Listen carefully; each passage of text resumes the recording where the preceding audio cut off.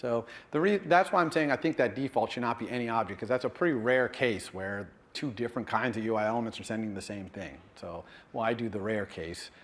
Even though that's the more generic or more general case, I agree, it still just seems kind of error prone to me. But anyway, so there's another any object example. So here's one more any object thing. Let's go back to that button thing. So I told you the button with type returns any object, okay? And so if I got a button and I wanted to find out its title or something like that, I have to cast it.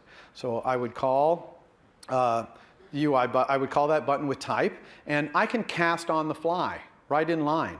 So if I called that line on green at the top, then down here I could say the title of the button equals button as UI button dot current title. So I'm just casting that any object, that button any object up there to be a UI button, and then sending in a message. So you can cast on the fly. Again, crash-a-roo if that button is not a button, but that's okay.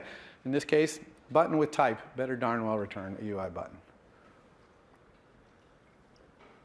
Okay, now this casting business is not just for any object. You can actually cast any two objects. For all non-any object case, though, obviously those two objects would have to be in the same inheritance hierarchy, right? You can only cast down, downcast into your own inheritance hierarchy. So, for example, if I had a local variable called VC, which was of type UI view controller, but I set it to calculator view controller, okay? I couldn't say vc.enter, right? Enter is a method in our calculator view controller. I couldn't say vc.enter because VC is a UI view controller. So as far as Swift knows, it doesn't respond to enter. Even though it is, in fact, a calculator view controller, from Swift's point of view, that local variable is not. It's of type UI view controller. But I could cast it and say, if I can let the calc VC equal VC as a calculator view controller, now I can say calc VC.enter. Okay?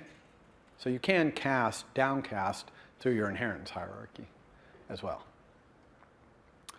You rarely do that, but might occasionally. All right, so let's zoom on here to any questions about that whole any object thing. When you see it in action, it'll make a lot more sense. Okay. Okay, so now let's just talk about some fun functions throughout all our classes, and we're going to start with array. First of all, that you know that array does plus equals. You can say array plus equals, but the argument to plus equals is another array. Okay, so if you just want to add one thing to an array using plus equals, you would have to put it in another array, just square brackets, put the thing inside, okay? Some people get tripped up by this. They do plus equals, they have an array of ints, and they say, my array of ints plus equals an int, and they're like, wow, why doesn't it work? It's because plus equal only adds a whole arrays to other arrays. It's an array concatenator, okay? There's a couple of interesting variables, properties in array, first and last, that will return the first or last item in the array. What's interesting about them is that they return an optional. So they don't do array index out of bounds. So they'll return nil if your array is empty. Okay? So you should know about these because they can make your code read really nicely sometimes. So for these next ones, I'm going to have a little example array here. This is going to be an array that's got 3 things in it. I'm not even going to say what the types of those 3 things in there. They could be anything, okay? Because array is generic, right? Array angle bracket T. You can assume for the purposes of this, they're of type T, whatever the T is that I created the array with, right? So let's talk about, about append. That's how you add something to an array. We did that in the calculator all the time. There's also insert. So you can insert something in the middle of your array. You just specify what index. There's also splice. Okay, splice will take another array and splice it into the middle of your array. Okay, so that can sometimes be valuable. It's otherwise just like insert. It's just like inserting another array inside the array. Okay. There's also remove at index, of course, if it's a var. If you've got your array in a var, you can do remove at index. There's also remove range. Okay, so you can specify a range with the ... thing or the ... less than thing and remove a range of your array elements. And there's also replace range. And when you replace a range, the thing you replace it with doesn't have to be the same length. So I can have an array and replace a range that spans 3 things with something that is 6 long and it'll make my array longer. Okay, so we can replace range. There's also sorting. You can sort an array. This sorting method in array takes one argument, and that's just a function to determine whether two things are ordered before each other or not. Okay, so it's going through the array and putting everything in order. It needs to know, it picks out whatever sort it's using, quick sort, or I don't know what sort it's using in there, but it needs to be able to compare things. So you just provide a function that does comparison, and usually you're going to do it with a closure just like this. You can see this is kind of the default sorting, assuming that this type can just be compared with less than. I would just say a.sort, closure, $0 less than $1. Make sense? And that's going to return yes if $0 is less than $1, and that's what sort wants to know. And it's going to call that closure repeatedly, okay, as it's going through doing its quicksort or whatever. There's also another one called sorted. This is an in-place sort, right? Sorts the array in place. Their sorted will return a new array that is sorted, okay? A copy of your array sorted. More array methods, okay, so these three are pretty cool. This one's called filter. So filter will give you a new array with all the undesirable elements filtered out of there. And the way you specify which ones are all undesirable is with the argument, which is a function that just returns a bool, whether something's undesirable or not. Make sense? And there's another one you can do by mapping. So this will give you a new array where every single element in your array is mapped to something else. And the thing you map it to doesn't even have to be the same type. So I could have an array of ints, and I could map it to an array of strings. And that's what I've done here. So I have this array of ints, 1, 2, 3, and I've mapped it using a closure that returns the stringification of it to an array of strings. Now you can see incredibly concise language, Swift. I mean, to take an array of ints and turn it into an array of strings, no for loops, no nothing, just, you know, I don't know, a dozen characters here. So you really want to take advantage of some of the things Swift can do with closures, syntax, and things like that. You can also reduce an entire array to a single value. So this one takes an argument which is the initial value you want to start with, and then it just takes a function that takes the value so far and the next element in the array, and you return what the combination is. So you're just combining, combining, combining. So for example, if you wanted to add up an array, you could say 1, 2, 3, dot reduce, start with a 0, and then my closure is just going to add the next element, which is the $1, to so far, which is $0. Okay? All right, string. So string is a little bit complicated. I can tell by the way already I'm not going to get to the end of this, so we'll finish this next Wednesday on this whole slide package here. But so string is complicated when it comes to indexing, you know, creating substrings and stuff like that. A lot of people are like, oh, I can't even figure out how to make a substring of a string in Swift. It's so complicated. But once you understand that strings are made of Unicode characters, and when you get a substring, you actually don't want a substring of Unicode characters. You want a substring of Unicode characters that are on glyph boundaries. A glyph is something you perceive to be a character. But in Unicode, it could be multiple characters making up one glyph. For example, an accent. So, you know, a lot of European languages, there's accents. Okay, maybe, you know, in French you have accent aigu, right, which is the forward-going top slash. Well, that could be two Unicode characters, E and the accent character. So two characters makes what you perceive to be one glyph. So you can't index into this string, which is an array of characters. That's what a string is. A string is an array of, essentially internally, a collection, ordered collection of Unicode characters. You can't really index by int, or you might be halfway through the accent aigu, and you're getting, you know, either the accent aigu or the E, but not the character. So instead, strings are indexed by this other type called string.index. Okay, now how do you get a string.index? Okay, well, yes, it's saying here. Okay, so you get a string.index by getting the start index of the string. That gives you a string.index that points to the first character of the string. And then you advance it forward however many times you want to go. So in other words, you have to look through the character so that it'll jump over E accent aigu, both characters, to the next one, you see? So you do that with this function. It's not a method in string. It's actually just a function, global function called advance. And you give it the index, okay, and you tell it how many times you want it to move forward, and it will give you back a new index. So here's an example. I have a string that says hello. Okay, I want to get the index of the L, the first L. Okay, so I say let the index equal advance the start index of that string, go forward 2. Okay, so now it's pointing at the L. It went forward 1 to the E, now forward to the L. And again, if it was EX onto U, it would have gone forward 4 Unicode characters, but only 3 to the third glyph as you perceive it, okay? So now that I have a pointer to that L, I could use, for example, a nice string function called splice. So splice is just like the splice in array. It will splice a string into the middle of another string, okay? And I'm going to have it splice at that index, and that's going to make it be HE ABC LLO. Splice the ABC right into the middle there, okay? So the start index is the magic behind making that work. Also, if I got 2 local variables, start index and end index, which I made by taking advance of the start index by 1 and 6, so this is going to be, I want to be from index 1 to index 6, then I could get a substring.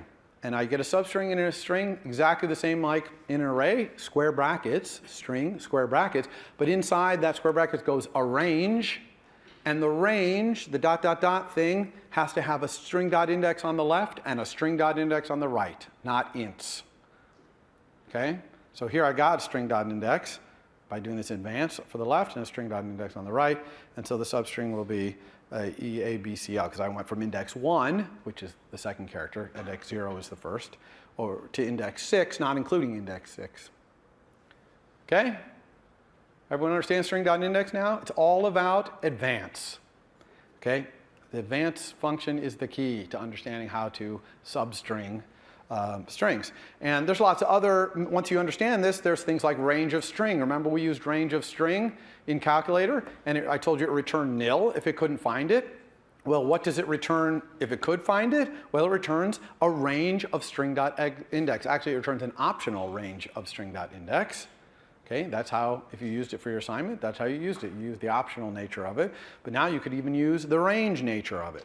So for example, if we wanted to get the whole number portion of a string that had a number, so I have, let's say, 56.25 as a string, I want to get the whole number part, I could just say, find me that decimal point, okay, and that's going to return a range, if it can find it, if there's a decimal point in there, it's going to return that range.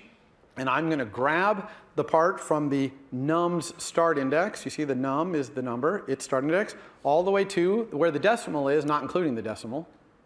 Okay, now I got the substring, which is the whole part. Everybody cool with that? So substringing and string is actually, once you understand this whole index thing, pretty powerful. We could even remove the whole number part, okay, just by using remove range of that same range, not start index to the decimal range. Or we can replace the range with other things, etc. Okay, so there's a lot of string methods there for doing that, and they're all based on that string index. Okay, other string methods, I'm going to start blasting through a lot of this. You can look these all up in the documentation. Some of these it actually gets from NSString, which I'm going to talk about in a moment. You can see that you can find the end index. There's that join I talked about before. Notice that there's 2 int, but not 2 double. Why is there 2 int in string and not 2 double? Anybody have an idea why that is? It's because when you convert to a double, you have to specify things. How many significant digits do you want? How many digits after the fraction do you want? Things like that. And so there's really nowhere to specify that. It would have to be 2 double with a whole bunch of arguments to specify how you want to do that conversion. When you convert to an int, there's nothing inside. You just convert it to the int, right? To the whole number. So, but notice that toInt does return an optional int. That's because if you say toInt, if you send that to hello, it's going to be nil. Okay? So, string methods. All right. Okay, there's kind of a hidden bunch of methods that you don't even know about, which is conversions using init. So, for example, if I had a double and a float, I could say let x equal int of that double. And I just basically created a floor and turned it to an int. So I converted it. So you can convert things and convert them from one thing to another. It makes total sense with the number values like ints and floats and things like that. And you're going to see CG float next week. That's another kind of floating point number. And you can convert using, there's no toInt or anything. You just create a new one. with the initializer, okay, so the numbers. But you also might be surprised, actually if you read the homework carefully, or the reading assignment, you saw this, is that you can convert arrays and strings using these initializers. For example, you can say array of a string, so create a new array, and the initializer's argument is a string, and it will return you an array of all the characters in that string, right? Unicode characters. Or vice versa, you can have an array of Unicode characters, right? And it will, and you pass that to strings constructor, and it'll return a string with those things zipped up. Okay? So there's kind of a hidden thing there. Notice that you can't do string of 52.5, but that's okay because you have that backslash open parentheses thing to convert floats to strings. Okay? You can do string of 52 though, because it has 2 int. It kind of knows how to do that. All right, assertions. So assertions, really valuable debugging aid. They basically take a closure as the first argument. It's an auto closure, which means you don't need the curly braces. It's kind of a funky thing, okay? So the first argument is what would be inside the curly braces of a closure. And the second argument is some string that's going to be printed out on your console, because assert, if whatever that thing that was in the auto closure evaluates to, if that's not true, okay, because you're asserting that that's true, then it's going to crash your program. Okay, and print that message out. So it's a great way to make your program crash when things that should be true aren't. Now, asserts don't work when you build your program for release, like to the App Store. When you're shipping to the App Store, asserts don't work. It doesn't even evaluate the closure, okay? It's just ignored. But for debugging, it's pretty good. So I might have a function called validation that should, at this point that I'm executing this assert, not be returning nil. And if it does return nil, then I'm going to crash here. So I say the assertion is that validation should not be nil right now. Okay? So a lot of languages have assert, so Swift does too. Okay, other functions. So there's a lot of functions, and these do not appear to be documented anywhere yet. So this slide might be your only documentation. Now, I'm sure you can find about them on the internet and stuff too, but there's a lot of functions. These are global functions, not methods. They take arguments which are hard for me to explain to you right now, but basically they take arrays and strings and dictionaries, because they take other things that arrays and strings and dictionaries are, those things. But you can look through this list, kind of interesting things. I can combine it with the thing I was talking about at the end there, with the string, passing in an array of characters. I can actually take a string, call reverse, which returns an array of the characters reversed, and then call string to push it back and call it, create a string again. All right, Objective-C compatibility. You know what? We are going to wait and talk about this next time. Very important topic, but I don't want to give it short shrift. So that is it for today. Let me quickly show you this slide. Okay, coming up, no Friday section this week. Next Monday is holiday, no lecture. Next Wednesday, I might not be talking about auto layout next week, I'm not sure. Your homework 1 was due today. Your homework 2 is already posted. Your reading assignment 2 was posted on Monday. All that stuff is due next Wednesday. If you have any questions, I'm here. For more, please visit us at stanford.edu.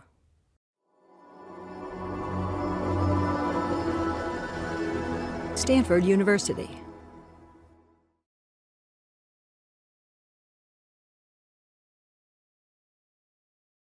Okay, well, welcome to Stanford CS193P, winter of 2015. This is lecture number 5. And today we're going to finish up what we were talking about last time and talk a little bit about Objective-C compatibility, because, of course, iOS was originally written in an entirely different language. And so there's a little bit of bridging between the Swift world and the old world. And we're going to talk about an example of using any object, which is property lists. And I'm going to do a kind of a brief demo even, showing you that. Then we're going to move on to a completely new topic, which is views. So views are how we draw and how we handle touch input in our UI. And so we're going to go over that, and I'll be having a demo for that as well. So I'm going to blast through these slides pretty quick. As usual, the demonstration is probably a little more elucidating than some of the slides, because when you see it in action, it's a lot easier to understand. Okay, so Objective-C compatibility. So virtually all the iOS API, this API that was written over the last however many years in Objective-C, is available from Swift, and you can't even tell the difference. Okay, it's just kind of automatically made available. And when they designed Swift, they went to a lot of trouble to make sure that it could be done in a very compatible way so that all of the iOS API would work just fine in Swift. There's a few special data types, though, that they've gone to special care to bridge between the two languages. And this makes using iOS APIs from Objective-C much, much easier in Swift. And so I'm going to talk briefly about those. One is NSString. That is the old way that strings were represented in iOS. And that is bridged interchangeably to Swift's string. You can't really even tell the difference. If you have a method that takes an NS string, you can pass a Swift string in there, and vice versa. Okay? They're just automatically treated as if they were the same thing, even though they are quite different things. String in Swift is not even a class. Okay? It's just a struct. So they've done some miraculous work to bridge these things. NSArray, which is the old array, is bridged to array of any object. Okay, so anytime you see an array of any object in an iOS API, it's because it was an NS array before. Okay? Then NS dictionary is an interesting one. It's bridged to dictionary where the keys have to be subclasses of NS object and the values are any object. Okay? Now, you might think, oh, that's going to be a problem, and I'll explain a little bit why that's not in a moment. And then, of course, int and float, double, bool, they're all bridged to NS number. We talked briefly about NS number. We talked about the NS number formatter and all that. So NS number was the old Objective-C object that just meant any kind of numeric value. And so anything that used to take an NS number, you can pass a double or float or int in there, and it'll just work. Of course, coming back the other way isn't automatic because it doesn't really know necessarily what you want. But you can use the methods like double value or int value, like we use double value in the calculator. And of course, int and float and double are also bridged to the C types, int, float, and double. So you had an API that takes an int, a C int.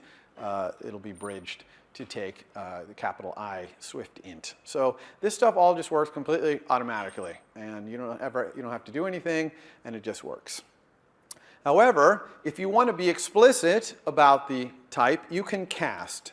Okay, so it is perfectly legal to cast a Swift string to an NS string, and it will always work, so you don't need as question mark. Okay, it's all 100% guaranteed cast. And then once you do that, you have an NS string instead of a string, and so you can send it messages that are in NS string. Although you want to be careful with some of them, like length is an NS string method. That doesn't exist on string. It doesn't exist on string for a reason, because we talked about this before. The length of a Unicode string can vary compared to the number of glyphs you'll see on screen. And the new Swift string deals with that, and the old NS string doesn't really deal with that properly. So you got to be careful when you start calling NS string methods that there's not. You want to look for a string equivalent and use that if you can, because it's newer and it does things a little more accurately. But NS array is the same thing. You can cast from an array that you have in Swift to an NS array, and then you can call methods in NS array, like components joined by string, which is kind of cool. It takes all the components in the array, sends them description, takes those descriptions and joins them by the string you pass as an argument. This is the same as the join method in Swift's string. Okay, so you can look at the documentation for string and a string and NS array, but pretty much all the things you can do there, or most of them anyway, are available in the Swift versions. But again, if you're passing them back and forth, it's all automagic, as we would say. Now, you might get a little concerned about dictionary because dictionary, the key has to be an NS object. And of course, we know that string and array and dictionary in Swift are not even objects. Okay, they're not any object, or they're not an NS object for sure. But you can still pass them anywhere you want to pass an any object or a subclass of NS object because they are bridged to classes that inherit from NS object, because NS string, NS array, and NS dictionary all inherit from NS object. So that means strings, Swift strings, can be the keys in a dictionary. an NS dictionary, even though it requires NS object, okay? And of course, all three of them can be the values because even though they're not really objects, they are structs, they are bridged to things that can be, okay? So it is okay to pass a string or an array to any object.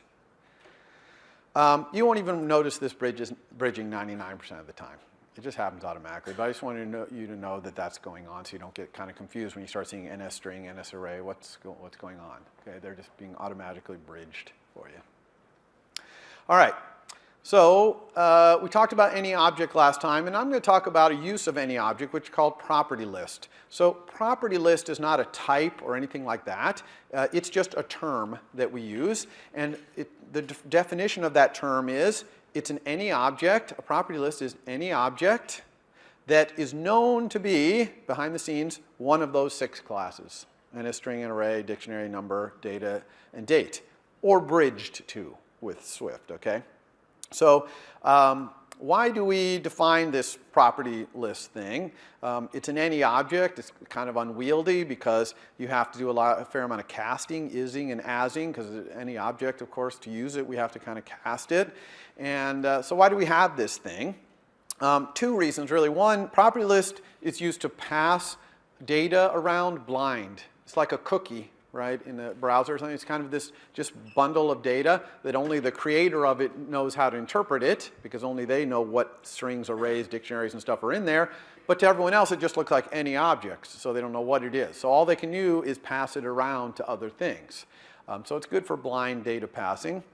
The other thing is, a property list can be used as generic data structures.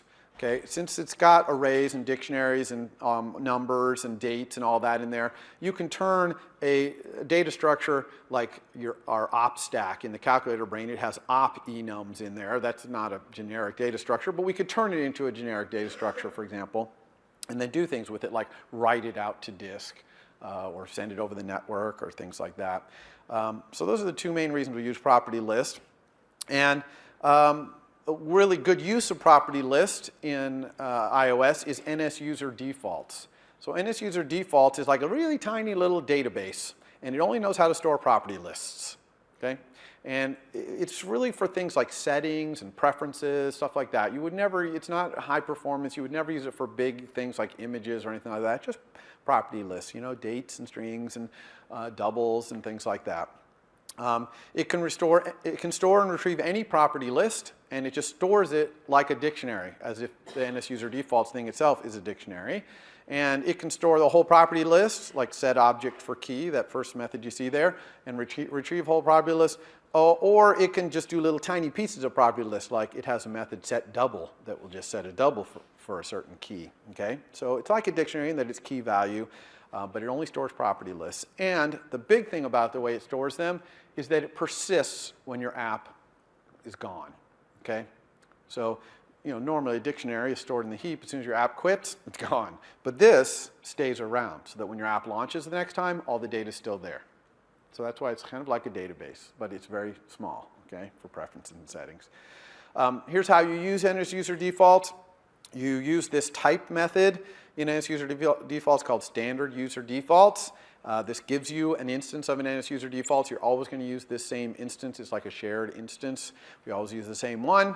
And then you just send it messages like, you know, set object for key, store this property list, and get object for key to get it back. Now, the changes you make in there are automatically saved, but there is a method called synchronize, which is kind of like save, which can force it to save out to disk. Why do you ever need synchronize when it auto-saves? Well, it auto-saves when things happen like your app stops being the frontmost app. It's not, the user switched to another app. And so your app is still there, but it's switched to the background. It'll save then. So it won't always save when you want, and especially when you're debugging. Okay? When you hit stop in the debugger, it doesn't save. Okay? And so you probably want to throw some synchronizes in there to save this thing out, especially when you're debugging. It's not really that expensive to synchronize, especially if there's not much data in there, which there shouldn't be because it's small. So you can't hurt too much to throw them in there. Okay?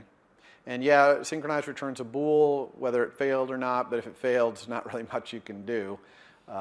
So a lot of times people don't even look at the return value of synchronize. They just synchronize and they pray. But it's only not going to save if like the disk is full or something, which virtually never happens. So. All right, so I'm going to do a little demo here, show you a little more about property lists and also any object, because you've never seen any.